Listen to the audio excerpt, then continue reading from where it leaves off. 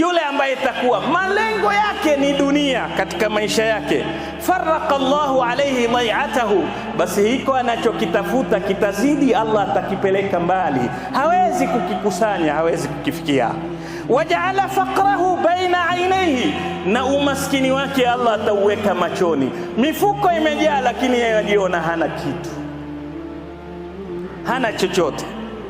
Ndiyo pale hana wakati, akimbia mpaka mzazi pia hataki kuonana naye, labda akienda nyumbani ataelezewa matatizo ya familia, enda mbio tu, hajui nani kwake muhimu, nani dharura, yeye mbioni, kwa sababu kaiweka dunia machoni.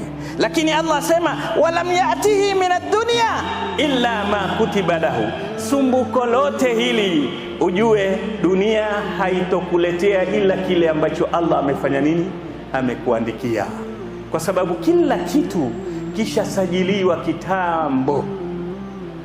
Rufi'atil aqlam wa jaffatis suhuf, kalamu zimeshaondoka, zishaandika na wino ushakauka, huna cha kubadilisha. Wewe ni kumridhisha aliyekuleta, na Allah akubariki katika maisha yako.